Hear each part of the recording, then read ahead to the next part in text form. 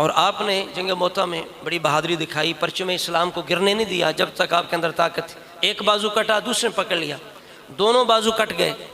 आपने बाकी जिस्म के साथ, कटे हुए बाजुओं के साथ, दांतों के साथ आपने परचम अलम इस्लाम को गिरने नहीं दिया। इस वजह से आप भी अलमदार मुस्तफ़ा हैं, जाफ़र भी अलमदार मुस्तफ़ा है कि कट गए बाजू मगर कायम रहा, कट गए बाजू मगर कायम रहा, हौसला हक के अलम बरदार का, हौसला हक के अलम बरदार का।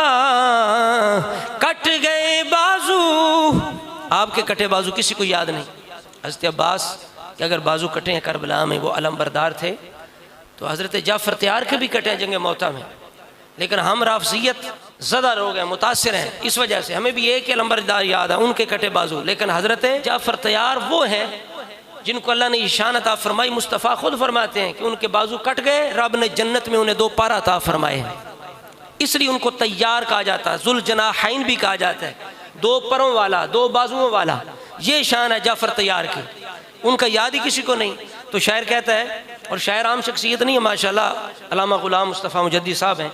आप कहते हैं कट गए बाजू मगर कायम रहा, हौसला हक के अलम बरदार का, हौसला हक के।